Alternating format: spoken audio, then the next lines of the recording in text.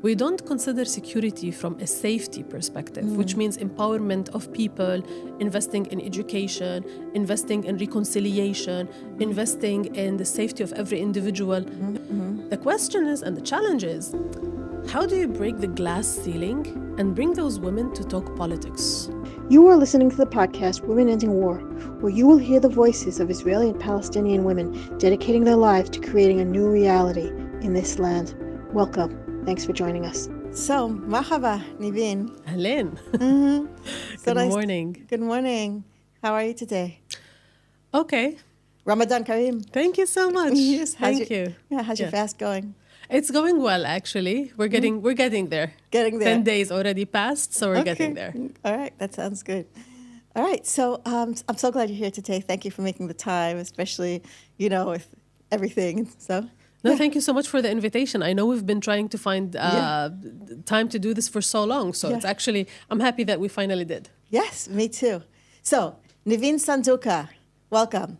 Nivine is the Regional Director of ALLMEP, which has a brand new initiative, which I'm really excited to talk about, called the Women's Leadership Network. So, welcome. Thank you. Thank you so much. Let's talk about ALLMEP a little bit before we get into the initiative.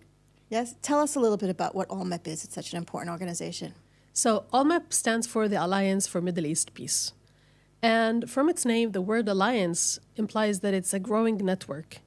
Right now, we stand at 170 organizations. Wow. So it's the network for civil society organizations that actually work towards peace and ending the conflict. Yeah. Whether it is Palestinian organizations or Israelis or those organizations that work in the cross-border or in the shared society. Mm-hmm.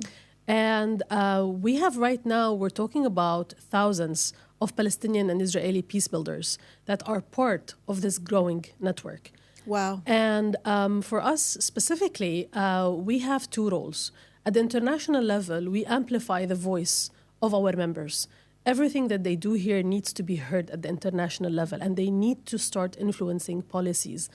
One of the things we always hear is that there are no partners. Right. There is no solution. The people hate each other. No. Civil society is coming up with amazing initiatives that are actually bringing both Palestinians and Israelis together. And you can see the change in attitudes and the change in behavior. Not only that, many of our members also have political initiatives. Two-state solution, federal solution, even a one-state solution. So if politicians or the international arena really was looking into solutions, they can look at civil society and what is it doing exactly. At the same time, we also try to coordinate the efforts between our members and to build this cohesion between them, build this network where they all work together and they all feel empowered to be part of this network through their capacity building and, of course, amplifying their voice also to different donors as well. So within that, there's multiple programs that we do in order to achieve our impact. That's so important. We do hear all the time. I hear this all the time. There are no partners, there's no partners, and all of that. And so your organization is such important, proof. It's really proof on the ground in real life that there are partners. There are partners, there are solutions, lots of solutions, you know. Yeah, so that's really great.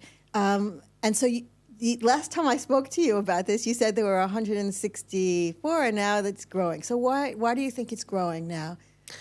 That's a very good question. So I think the fact that there is a shrinking space for civil society, that most of the civil society organizations actually find themselves in need to be part of a body that protects them, where not only protects them, but they feel that they can share resources. Yeah. They are linked with like-minded organizations.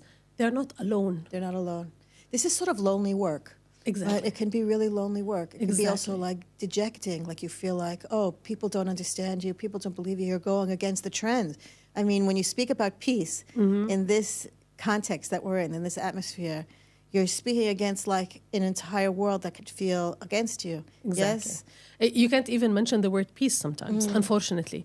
And so when you're part of that network, you feel empowered. You feel that you are able to do more. You're not alone. That's really powerful, that feeling of not being alone. Yeah. I spent many years in feminist activism in the religious Jewish world, And I remember there also, I know this is going to sound like a little bit of distraction, but like, you know, there was a sense of loneliness all the time to be like the sole feminist voice in this very patriarchal system.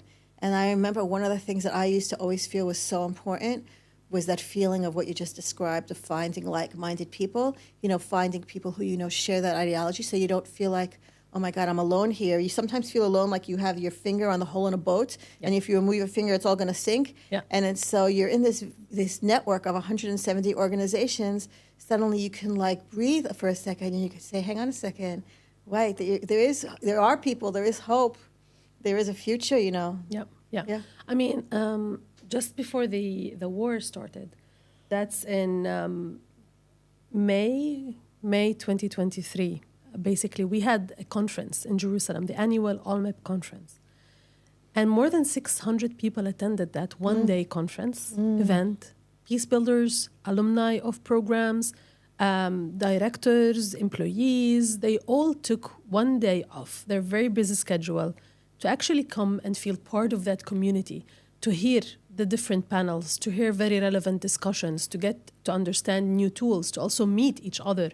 So it's really important that we offer them this space, the cohesion within this, because we believe that every single effort is good on their own, but imagine the impact they're going to have if they all come together and they fit the different pieces of the puzzle. And at the same time, what ALLMEP actually offers them is something that they really need as well, besides, of course, being part of the community. It's not only the capacity building, but it's also the amplification of the voice that we're offering them. Whether it is at a local level, talking to different donors, amplifying the voice, the needs, we definitely take the needs of our members and we try to influence different donors about what we're hearing, about the needs of the field, where we are going. So somehow you feel you're an advocate on their behalf. But at the same time, it's the amplification at the international level. And our members see that. They see that they are being heard. They're meeting politicians. They're meeting diplomats. Whenever they're organizing a trip, we also kind of bring more people to meet with them. So it's really, civil society organizations are realizing that coming together and being part of this organization, this entity, empowers them. And they take much more than staying alone. Which also is important because in the international arena that you're describing, there are increasing challenges to this work. I mean, speaking of, you know, unhelpful contexts, you know, what are some of your current challenges in your work? Interesting. So after the 7th of October and with the current election results in the U.S. specifically, aid has been cut to many of our members. I mean, ALLMEP has worked since the previous Trump administration into getting the MEPA award, which actually we got it by the American Congress, bipartisan, and basically we got 250 million US dollars that was going to be distributed over a period of 5 years for peace building initiatives. Amazing. What an amazing accomplishment. It was an accomplishment, of course, and it was like ALLMEP together with other like-minded organizations that we did a lot of advocacy at the Hill in order to get that. Now, unfortunately, with the current American administration, all these programs have been stopped. And we're talking about organizations that were already receiving minimum funding or peanuts compared to the military aid or compared to any other aid that goes to different places. And just to put things into context here a little bit, because it's really important, ALLMEP was established with the idea of building that safe space, that cohesion for civil society organizations, but not only that. We were also founded in order to advocate for the International Fund for Peace for Israel and Palestine, like the one that was established in Northern Ireland. Up to date, the Northern Ireland, they had their Good Friday Agreement, but up to date, there is more investment in the International Fund for Northern Ireland. And they actually invested more than $6 billion US dollars in peace. In peace building in Northern Ireland, and they're still investing more and more money over there. for different kind of initiatives. Whereas we're investing in war. We invest in war, and in Ireland they invest in peace. And I'll give you the shocking result, because this is really resonates with people when we say it. So there are certain statistics that you can actually do, certain tools, mathematical tools, and for those people who understand mathematics. So apparently, up to date, there has been more than $50 invested per person in Northern Ireland per year to bring people together. In our context, we're talking about less than $4 per person per year. Which explains everything. We're not even like trying. You know, we're like not even trying. We're not even, you know, I talk about this all the time with people. It's like, especially in these conversations where people are like, oh, there's no partners, there's no solutions. And I say, like, we're not even trying. We're not even looking. We should be throwing money at, you know, people who are trying to make peace. We should be throwing money at the educational initiatives and the dialogue groups and the interfaith groups and political solutions. There are zillions of people doing all kinds of things. And we leave them stranded while we're, you know, talking about, you know, more guns, more rockets. Exactly. And we're talking about security from a military perspective. We don't consider security from a safety perspective, which means empowerment of people, investing in education, investing in reconciliation, investing in the safety of every individual, empowerment. We don't invest over there. We only invest in a military sense. And military means more wars. And so when you understand these figures, and then you understand that within these minimal figures, the U.S. aid funding stopped. And then you look and like, that's going to take us way back. And actually right now, we're really stepping up to find maybe some other donors that can compensate. We got already very positive news from the UK government. They're encouraging the International Fund for Peace. And actually, the British Prime Minister, have endorsed it as well. Wow. So that's good news. It's good news. It's good news. But it's still, we need to start the process of it. And we need more countries to chip in as well.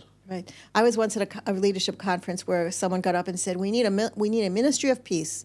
We have that's an amazing idea. I know. It stuck with me. It was a couple of years ago, and it really stuck with me. Okay, so let's talk about your new initiative, the Women's Leadership Network. Super exciting, especially for, you know, those of us who've been like talking about women's leadership in this context for like a long time. This is super exciting. So tell me about this. It is exciting for us too, and it took us some time actually to launch it, to tell you the truth. So it's the fact of looking all the time at, first of all, you have UN Security Council Resolution 1325, Women, Peace and Security, which actually says not only about the protection of women in times of war, but it also speaks about the role of women in times of peace, in the negotiations process, in the representation at the negotiation table, and the ideas they bring into the inclusive feminist peace idea that doesn't really exist. What does that mean to you? What's an inclusive feminist idea of peace? Inclusive feminist peace, I think for me specifically, it means, first of all, that you're looking at the concept of safety rather than security, the concept that I just explained. It also means that you are including the different groups of the society in that political solution. You're not just people who are sitting at the table signing documentation without actually taking into consideration what it means to the different constituencies and different groups. You're hearing them, you're bringing them into this process, you're building reconciliation in it as well. And basically it's a solution that everybo's gonna feel, wow, I was part of that. What does reconciliation mean to you? Like, we don't hear that almost at all, like anywhere. So what does reconciliation mean to you? So reconciliation, for me specifically, it means that we're not going to forget the past, but we're going to forgive the past. And we're going to move forward towards a shared vision.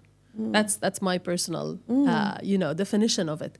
But and there's a question that I always seem to find asking together with other colleagues and peace builders. What comes first? Is it a political solution that needs to, leaders are going to sign an agreement and shake hands, and we're going to have peace, and then we're going to work with people to reconcile and basically the forgiveness process goes on? Or do we start already with the people, and the people themselves are going to bring the peace process? And it's a question that has multiple answers. Right. And for me personally, the best answer would be it's not either or, it's together. Because you can't really do one without the other. That's the point. You can't get to the peace agreement unless there's been grassroots work. 100%. And peace is a popular demand by the end of it. Again, going to Northern Ireland, because that's the best, I think, the one closest to our own conflict as well is the Northern Ireland Belfast example. I mean, over there, civil society played a huge role in bringing people together. Yeah. In bringing conflicting parties together, the humanization process, the building of the bridges, talking about the shared vision, denouncing violence. Yeah.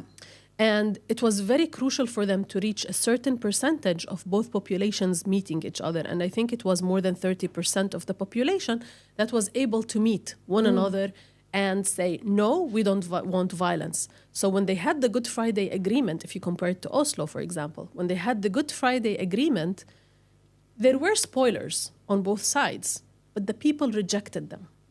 And people said, no, we want to give peace a chance. Because they had already met. Exactly. They had already overcome what we always talk about here on this podcast is we talk about the dehumanization of the other. Exactly. I mean, it's such a massive problem here. And there is no work. There is no Ministry of Peace saying, let's fight dehumanization. On the contrary, we have, very active efforts to dehumanize the other in a zillion ways.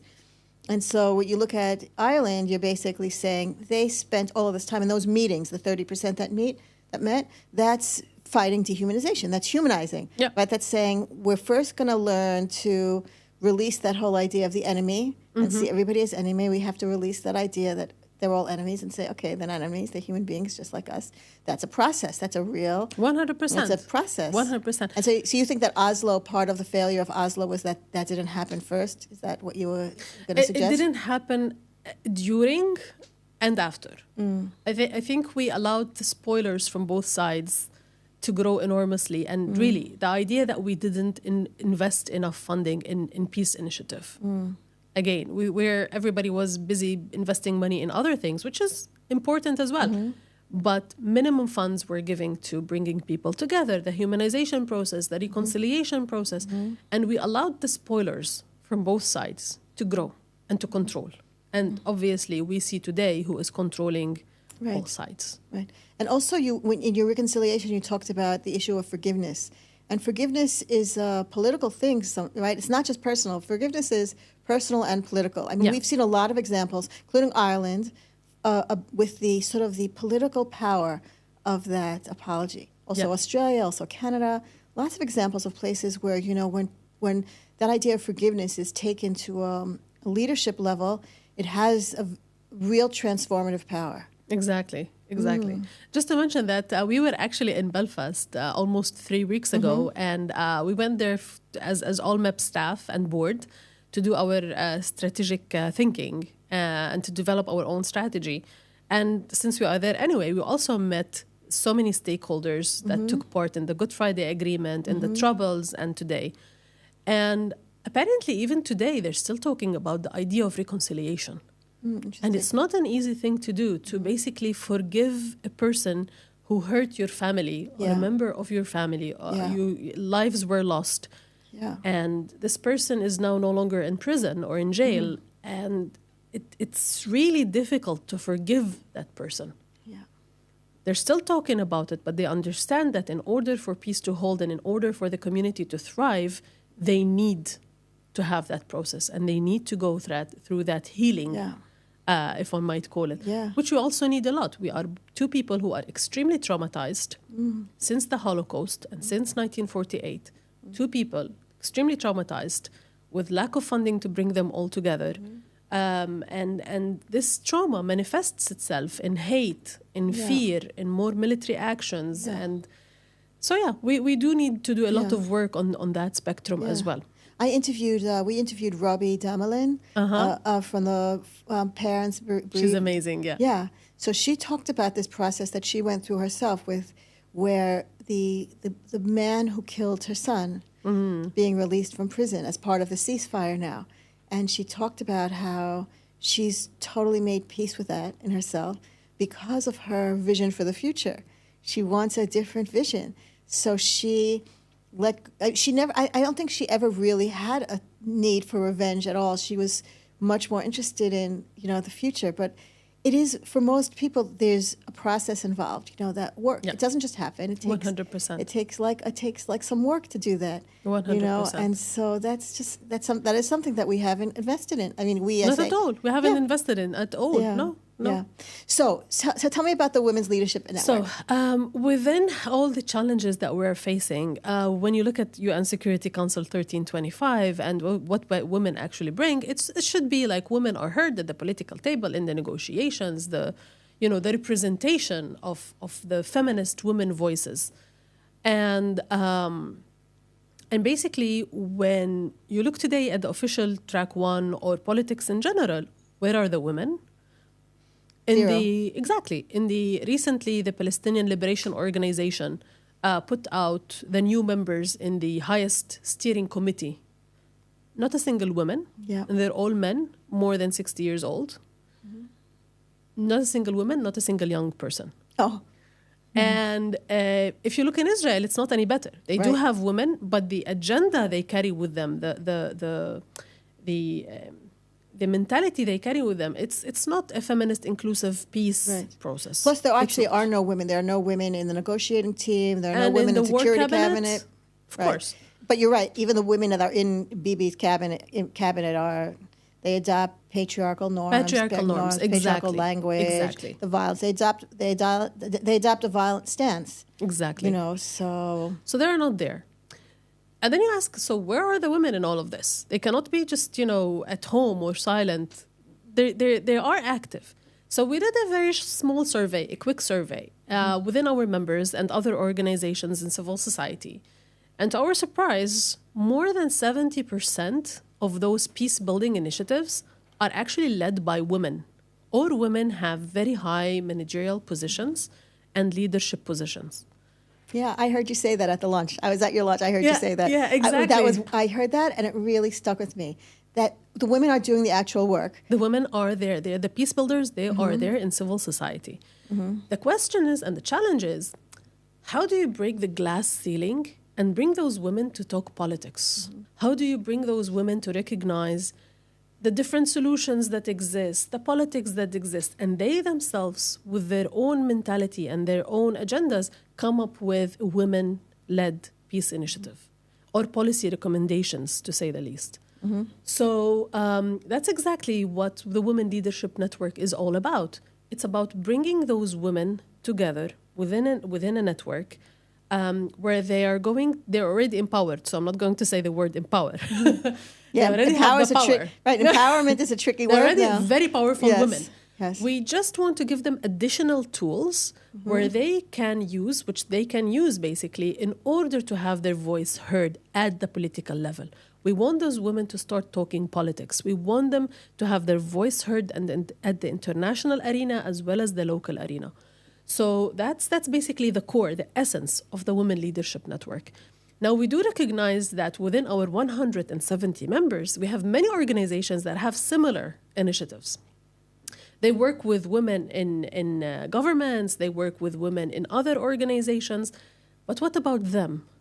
Those women that empower others, who's working with them? Mm-hmm. So our initiative is basically working with the women themselves who are leading those organizations and those amazing initiatives. So there are the target groups.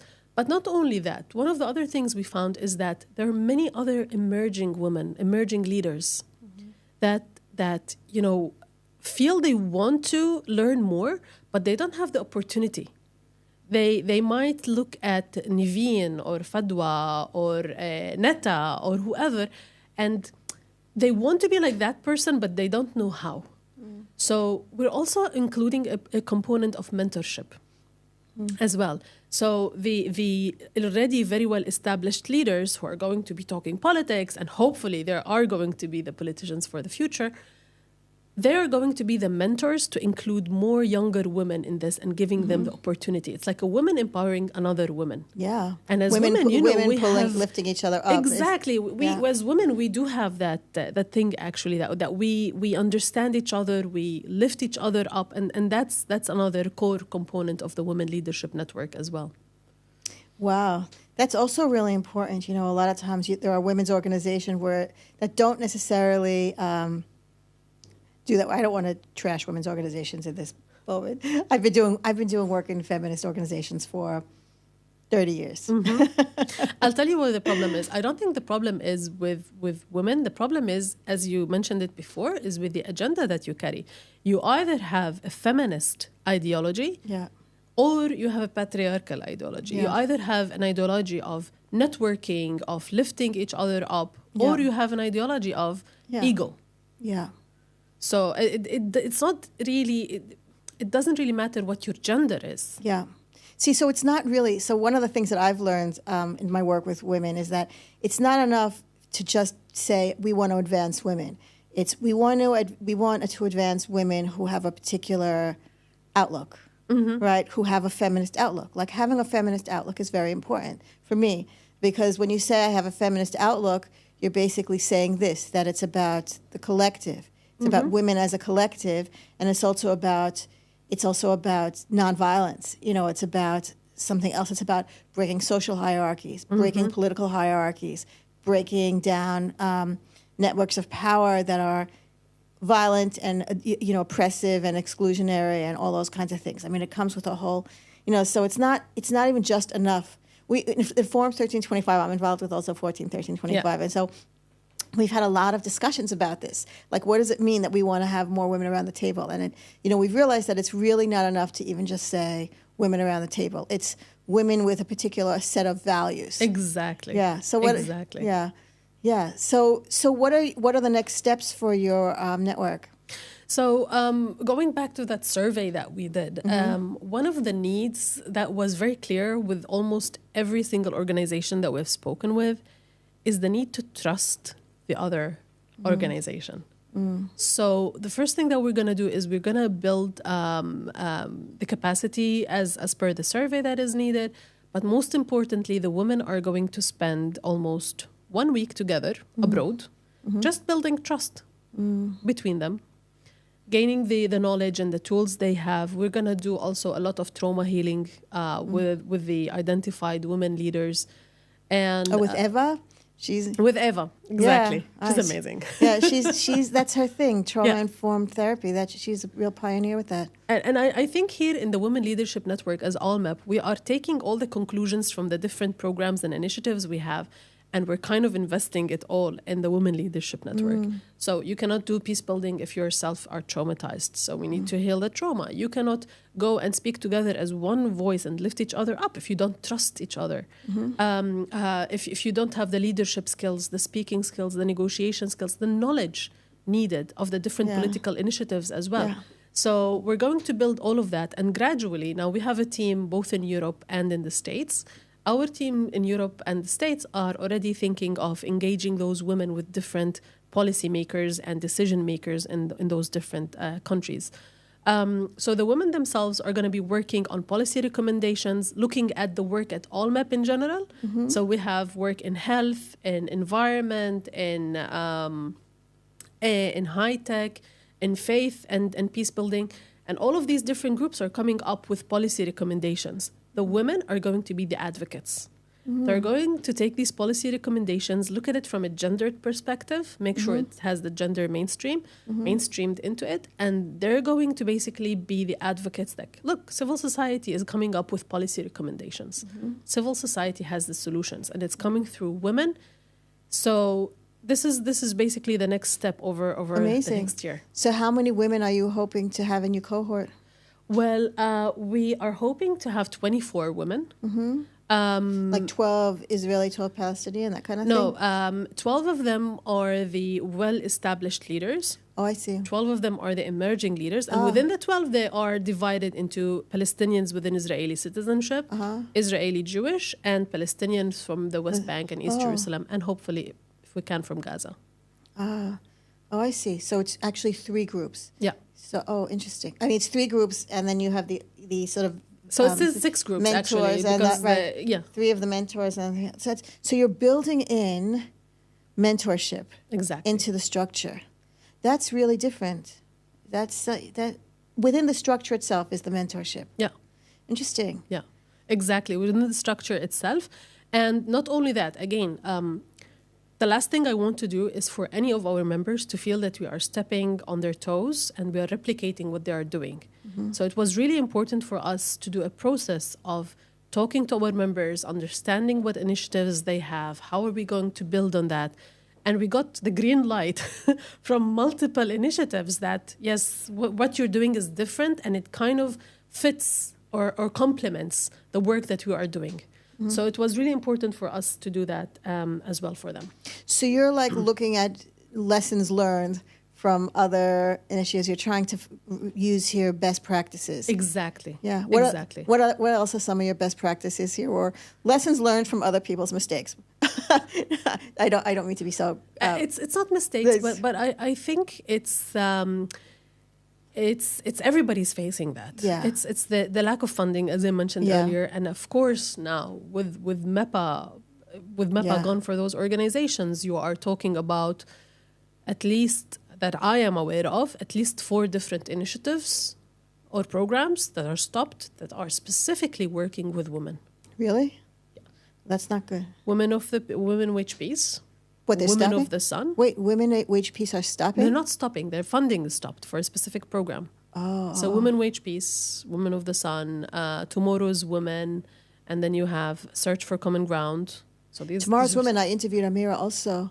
We sat there in Combatants for Peace, and I interviewed her along with Rana. Yeah, Ran Salman, yeah. Yeah, that was a really great conversation. So we had a whole podcast about Tomorrow's. So they're losing their funding also. So their programs are frozen at the moment. Stopped. Wow. That's a big blow. So that's one of the lessons learned is basically,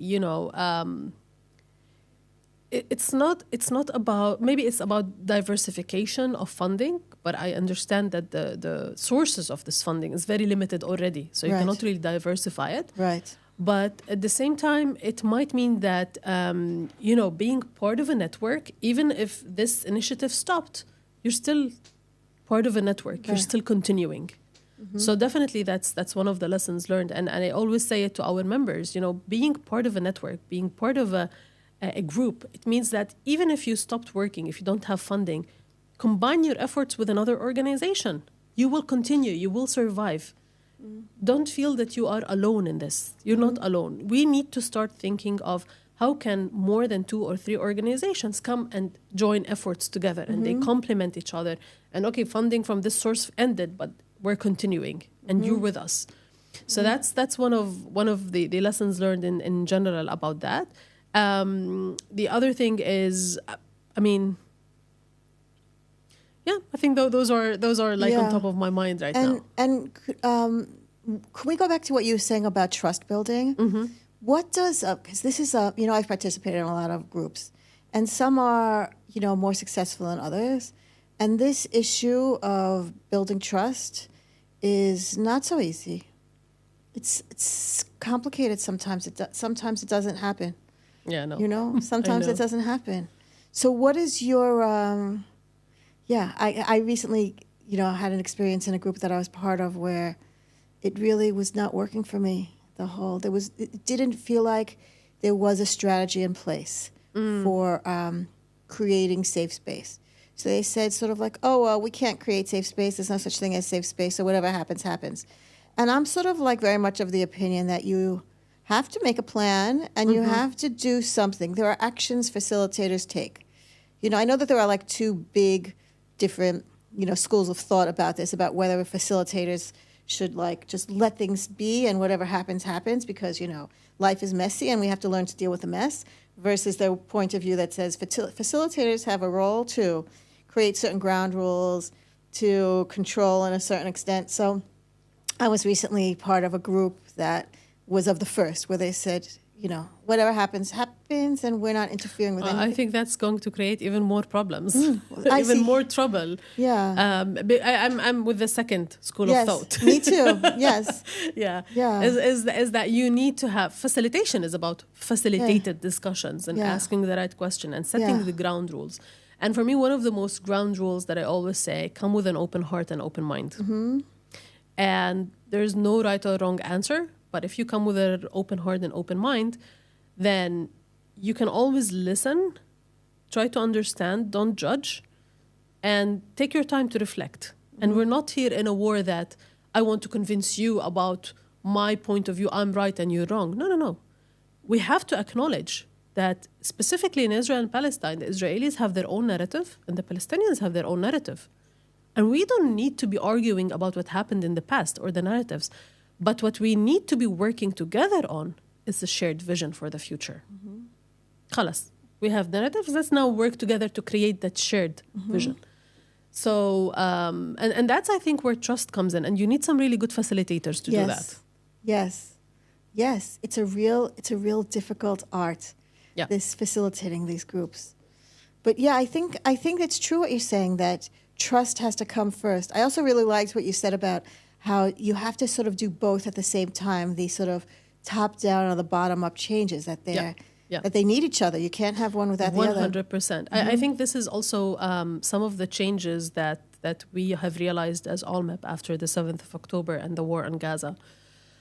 Is that, okay, we have our long-term, impact that we want to achieve, which is the establishment of the international fund, the increase of the capacity of the network, to build a more cohesion between them, to have more, to be heard at the political level. But that's our long-term. But if you think right now, we also have a role to play at the shorter term.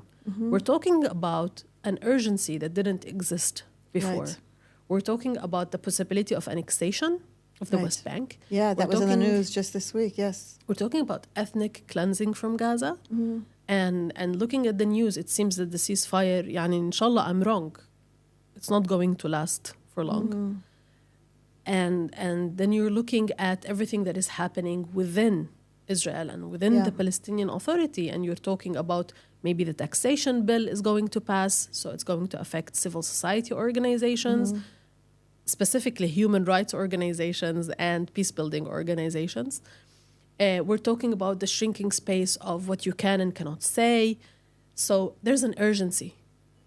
And there's an alarm happening. And we as ALLMEP, we're thinking, okay, we need to step up and we need to take the lead in this field. How do we take the lead? We need to address those specific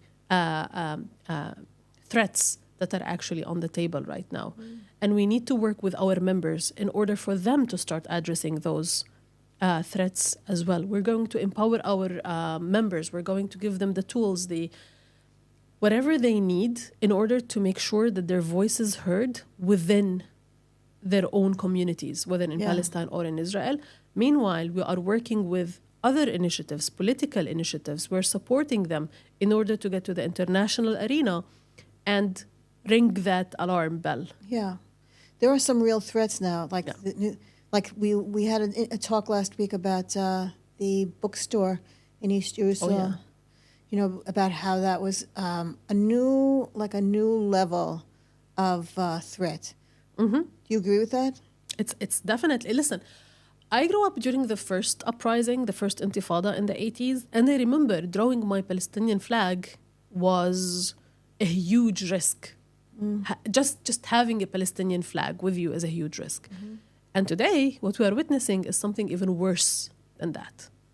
To look at books, if they have the word, to use Google Translate, to kind of like, oh my God, this has the word Palestine, this has the word Palestinian or whatever, and to confiscate books, and to take two people who actually are peace advocates in custody, in jail. So it's a new level of silencing, your voice. And honestly speaking, I feel this as well as a woman. I feel it that when I speak to Israeli groups, when I engage with the media, when I have my voice heard, I'm really worried in the back of my mind. I'm really worried, is this something that's going to hurt me afterwards? Am I going to go to jail for my criticism of the occupation, for standing up for human rights, for wanting self-determination, equality, and justice for everybody, including Israelis and Palestinians when I say everybody? Is this something that is actually going to be a threat for me as well, or not? That's really hard to carry around, that fear that you're speaking your mind, you're speaking from your heart. Your heart is full of a desire for peace and reconciliation and all those things, and justice and equality, and and you're carrying around this fear that, oh my God, what's going to happen next? That's big. Yeah, that's big. But nevertheless, we cannot be silenced. And it's not only because I want a better future for my son, of course, who is 14 years old and who cannot ride his bike in his own neighborhood, or cannot go to the movies because I'm too scared to send him there, or even to walk in West Jerusalem on his own. But there's a certain level of determination, because when you have a vision, you understand that if you give up on achieving this vision, you're allowing the extremists from all sides to conquer and for their vision to become a reality. It's already becoming a reality, and we're fighting back, we're pushing back on all sides, we're pushing back, because if we give up, this place is going to be a mess. And what we have witnessed from before the 7th of October and the 7th of October and afterwards is only going to multiply itself at a higher level, at more, dense level. So part of the issue with the network, with ALLMEP and also the Women's Network, is that there's power in the numbers as well, and there's power in the collective. Is that part of not being alone? Also, what I'm hearing, tell me, am I hearing this, is that by creating this network and this collective, you're a little bit more protected against the threats. That's not to say that the threats aren't real and that you don't carry on the fear, but somehow, if you're part of this large group, you can't really be, you can be specifically targeted, but you're less, there seems to be more power. It gives you a sense of you're not alone. You're not alone. Your voice is not the only voice. There are other people who are basically with you. It's kind of like the safety net. Safety net. That you That's feel. What I was thinking, yes. It's like, I know that I'm walking, but I'm walking and there's people around I don't want to use the word army because it's so military, but there are people behind me who are supporting me and a doing different the kind same of thing. army. Exactly. A different kind of army. Okay. We'll find a different word. We have to find a different word. Exactly, yeah. Okay. Is there anything, but we have to end in about a minute. So is there what would you like everyone to have in their hearts after hearing about all your amazing work? Thank you. So I think it's important for people to realize that, first of all, there's a partner. For the Palestinians to understand that there is a partner on the Israeli side, and for Israelis to understand that there is a partner on the Palestinian side. And now is the time to unite, and now is the time to be heard that this situation needs to end. We don't want to continue living our lives in a status quo like we used to, and we don't want to continue living our lives in fear and in hate of one another. We need to step up, and we need to take a decision that enough is enough, and it's time. So with that, I would also very much encourage people to attend the It's Time event that's going to happen in May in Jerusalem. Because it's linked perfectly well to the idea that you're not alone. There's a partner. There's a vision for the future. There is a better way, and it's people saying that. It's the people taking the power from the politicians who have led us to where we are today. Power to the people. Exactly. Thank you, Nivine Sandouka. This was really inspiring. Really leaves me with lots of hope, and all the things you said. And 170 organizations. That is not nothing. That is really, really inspiring. So thank you. Thank you so much. Thank you. You've been listening to the podcast Women Ending War. If you like this, please subscribe, share, like, and comment. Links to our channels on YouTube, Spotify, and Apple are below. Follow us on Facebook, Instagram, and Substack. In peace, salam, and shalom.